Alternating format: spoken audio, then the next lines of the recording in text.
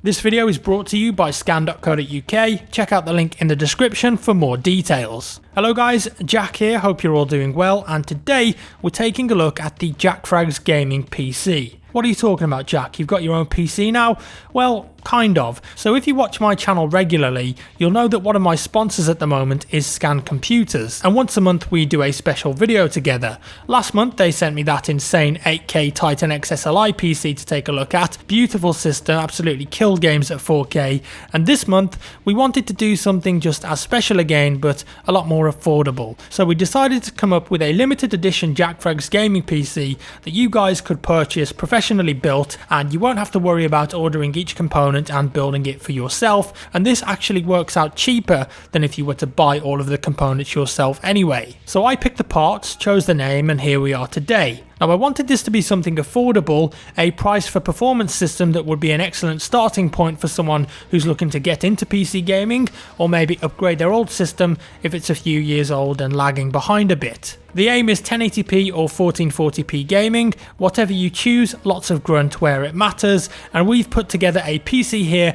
that I think will meet that mark and give you great frame rates and it won't break the bank. With that said, let's take a look at what we've got here then. So the system itself is called the Jackfrags Phantom Gaming PC, and I decided to name it Phantom after the Phantom program from Battlefield. I thought that would be a pretty cool name that a lot of you guys could relate to and recognise. The case here is the Corsair Spec M2 Micro ATX. It looks tidy, it's got a window on it, smaller than usual size cases and a bit lighter too. So that means that you can cart it around if you ever go to a LAN or over to your friend's house. And on the front there we've got USB ports and audio ports for easy access. Power supply is a Corsair 450 watt. I love the Corsair power supplies and I've used them for years. They're rock solid. The CPU in here is the Intel Core i5 6500 quad-core processor. That's a fast, modern Skylake quad-core processor clocked at 3.2 GHz, and it turbos up to 3.6 GHz when you're gaming. Also, being a quad-core, it's going to be great for any rendering work or multiple application use. The graphics card next, and this is the most important part of the system I think.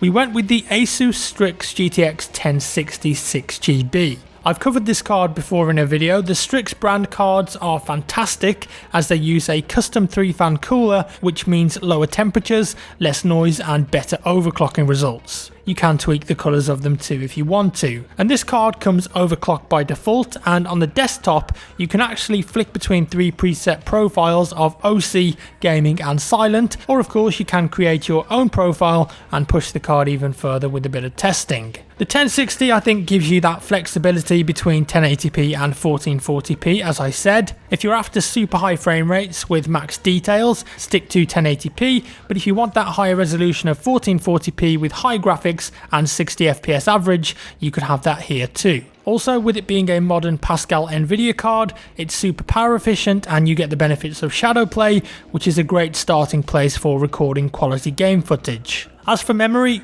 Corsair again, this time 8GB of DDR4 Corsair Vengeance clocked at 2133 MHz. 8GB is plenty for most modern games. The motherboard in here is the Asus H110. It's black so it goes well with the case and the design, and this isn't your typical OEM motherboard either. It's Asus to start with, who's an excellent brand, and it offers better onboard audio than usual and an M2 expansion slot if you ever wanted to install an M2 SSD in the future.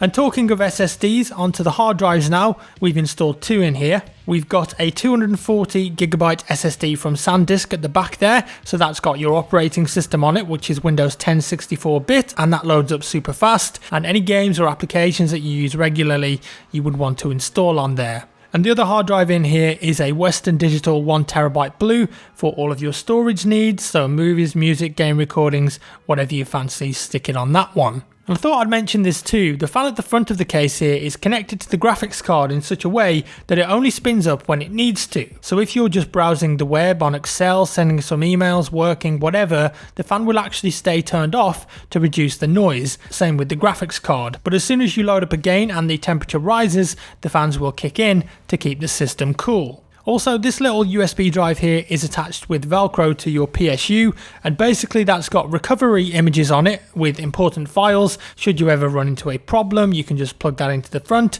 It's very accessible and easy to use. Right then, onto some gaming performance, the important stuff that you guys want to see. So I've recorded all of these games here using an external capture card at 1080p, so what you're seeing here is the actual frame rate. BF1 on ultra settings and try hard low settings at 1080p, because I thought some of you guys might want to see that. We've got one of the best levels in Titanfall 2, some Battlefront, and also a bit of CSGO Deathmatch. You'll see what the settings are before each segment, and then you'll see the frame rate in the top left hand corner. Pay attention to that to get a good idea of what kind of performance to expect on this system.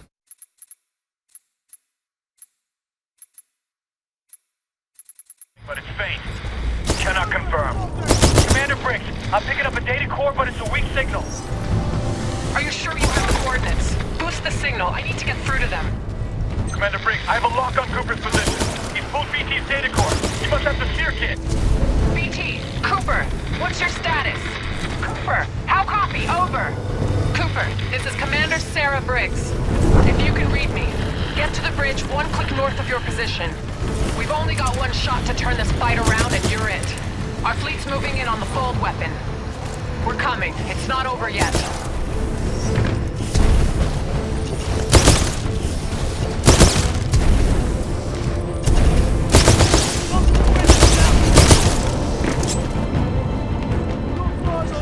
You're headed in the right direction. Just keep moving.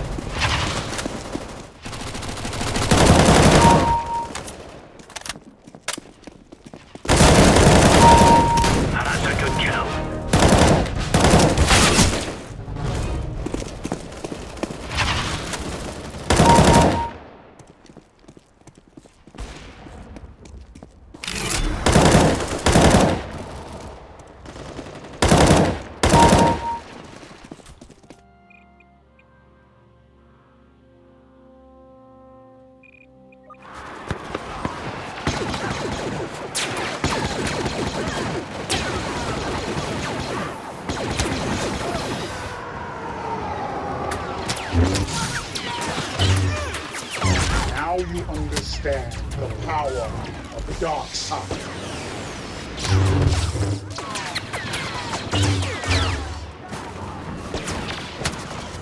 The Force is my weapon. So there we have it, pretty rock solid numbers there across the board and a very enjoyable time playing on this system. Of course you could lower the graphics details even more if you want more FPS. And a couple of benchmark numbers here because I know you guys always like to ask. The system scored 4167 in 3D Mark Time Spy and 4161.9 as a pass mark rating. In terms of cost, the system is priced at £869.99. That's a big discount on the usual price for a system like this, and I checked this myself. If you actually add all of the components separately to your basket on the scan.co.uk website, the total cost comes to £944.39. So you'd actually be spending quite a bit more if you went down the build it yourself route with this one. And for complete transparency and disclosure, I do not get any commission for each system sold. Scan are my monthly sponsors and they gave me the opportunity to put a PC together, pick the parts and the name and offer a good deal for my viewers, and I thought that would make for a cool idea and an interesting video. It's pretty neat that I can do this sort of stuff. If you're interested in checking the system out for yourself, I've linked it on the screen now and also down in the description below. With that said, thank you so much for watching, guys. Do you agree with the components I've chosen here? And what would you have done differently, perhaps? If you enjoyed the video, give me a thumbs up. If you didn't, a thumbs down, and I'll see you in the next one.